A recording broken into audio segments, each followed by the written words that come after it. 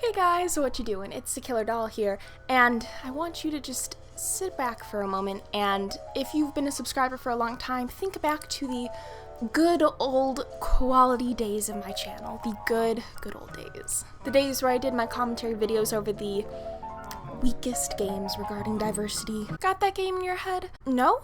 Well, surprise motherfucker, we're talking about Overwatch again, and how it lacks diversity. Well, not really lacks, but has a weak amount of diversity. Or that's what this article is just trying to explain, because despite the fact that there is age, gender, ethnicity, and a ton of other big buzzwords that are diverse in the game, it's apparently too weak. But I digress, because this person said that it was weak, so let's just jump right into this bullshit. Despite the ongoing controversy about diversity in gaming, at least one award-winning game is getting it mostly right. Blizzard's Overwatch. Blizzard, the producer of popular games such as World of Warcraft, StarCraft, and Diablo, released the team-based first-person shooter video game in May 2016, and its player base has continued to increase exponentially. The game has its own multi-million-dollar esports tournament, the Overwatch League, with a total prize pool of $3.5 million available to the team in first season, which ends next month. The game has also been applauded for its attempts towards diversity despite a rocky start during its beta testing phase and continued blunders since its release. Its most notable gaffe during its 2015 beta testing was its inclusion of a butt pose for the game's most recognizable hero, Tracer. In this victory pose, Tracer is seen looking over her shoulder with her butt on prominent display, sexualizing the English hero now seen on all of Overwatch games boxes. Hi, yes, I'd like to remind everyone that this butt pose ordeal was completely blown out of proportion. It's a victory pose. You don't have to use it. But whatever, I guess a simple risque pose, I guess, if you could even call it that, is too much. Okay. Since its release, Overwatch has increasingly evolved in its attempt to be more inclusive, but the developers still trip themselves up on matters of representation and cultural appropriation. The most glaring screw-up the team has made regarding race concerns Doomfist, a black Nigerian man who was released as a playable hero and member of the Overwatch universe in July 2017. Doomfist is the first and only playable black hero. Did you just forget about Lucio? You forgot about my boy? The skatey boy? The best boy? Skate fast, eat ass who? Lucio is a character who's been in the game since it came out, and he is a hero with quite the heroic backstory, and he's also a healer, which makes him even better. Who wrote this article? Michelle? Michelle Solomon. Well, Michelle, have you ever touched Overwatch? I swear to God, I don't think any game journalists actually play the games they talk about anymore. They just want to bitch about them. She's mentioning stuff from the beta, but apparently Lucio isn't a fucking character in the game. Who'da thunk? It doesn't take that much. I know people who don't even play the game who know the characters, and they wouldn't forget Lucio. So, Michelle, sweetheart, you've never played the game, have you? I found the definition of game journalist. I like to talk shit on the game, but not play the game. Oh my god, this is... Jesus Christ. Doomfist is the first and only playable black hero, which is laudable, but his inclusion is also deeply problematic because he is a villain associated with the criminal syndicate Talon, and his philosophy is centered on conflicts as a measure of strength and superiority. In fact, Doomfist's catchphrase is, "Only through conflict do we evolve." Hey guys, this just in. If you have a black character who is not a good guy, you're racist. You're a terrible person. Please kill yourself. Black people cannot be villains. What are you talking about? This is America. You cannot have a black guy as a villain. That's pretty much how you sound, Michelle.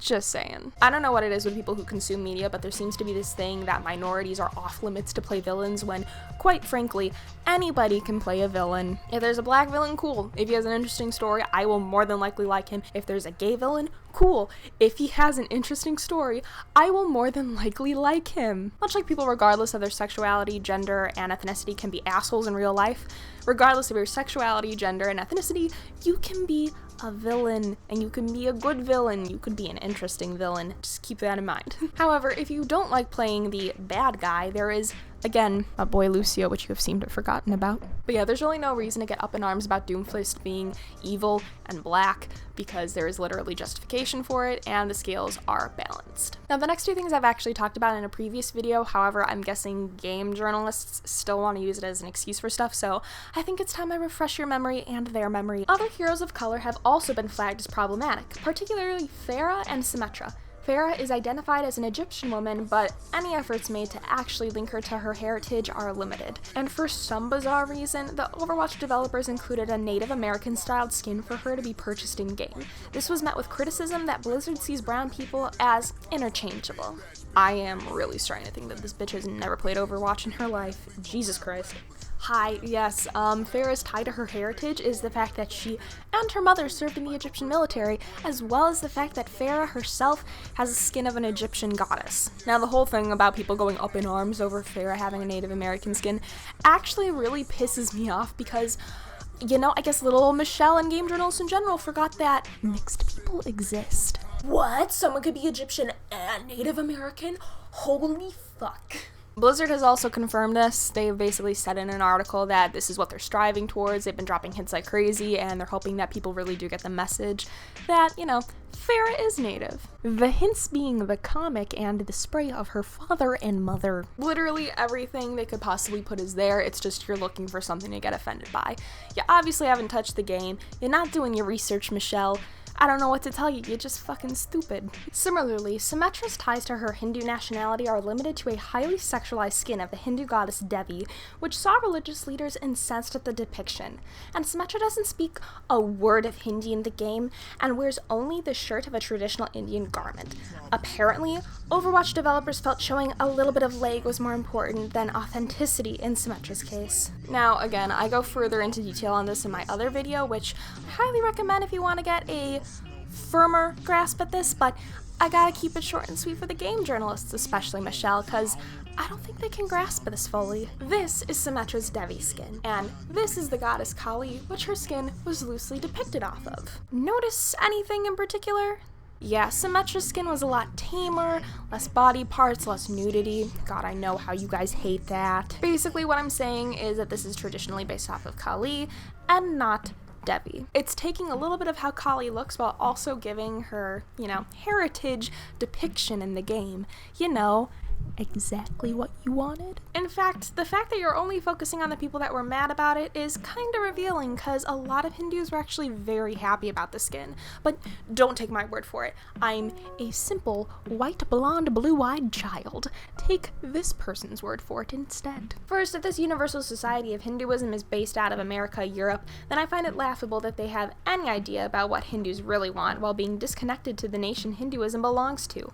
This is not cultural appropriation, or I'm culture, not a costume, Symmetra, real name Satya Vaswani, I'm sorry, I probably butchered that, is an Indian national and probably from the southern half of the country. She's dressing up as an Indian goddess just for fun, or even raise awareness for her culture. She's not the goddess herself. Finally, please don't get offended on our behalf. We can huff and puff on our own just fine. Because it's quite obvious that Michelle, as well as other game journalists, really just like to, you know, get mad for other people. You don't need to do that anymore, sweetheart. I can handle a Holocaust joke.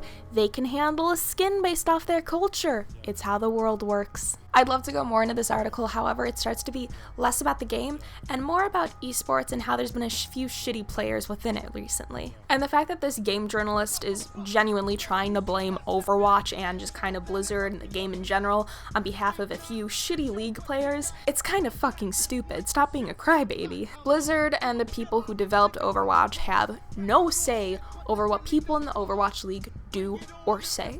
If they want to say something racist, that's genuinely on them. If they want to say something sexist, that's on them. This is in no way the game's problem. It's a very competitive game, especially if you play it on comp, but if you are, you know, in esports and Overwatch League, it's a lot heavier, and I can get that people could be vile and cruel during that. However, that doesn't fall on Jeff Kaplan, that doesn't fall on Overwatch, and that does not fall on Blizzard. It falls on that person, not the community, not the developers, not the game, that individual. And the fact that you would try to blame Blizzard and Overwatch in general for this is so stupid. I have no words for it. By the way, because you were so offended by how this one girl was treated in esports, I got a proposition for you.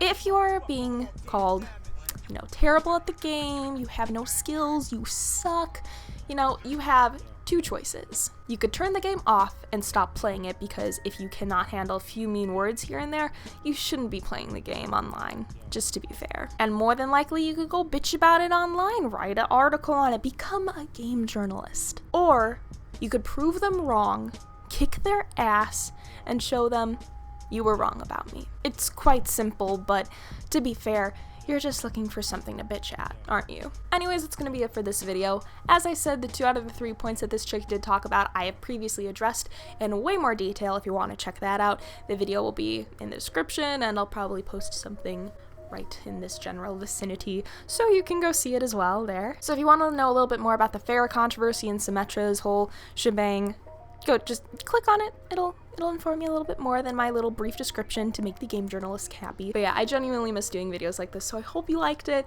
And just to let you all know, the article is going to be in the description for you to check out, so you can see everything she talked about in full detail. And yeah, until the next time, I will see you guys later. Bye!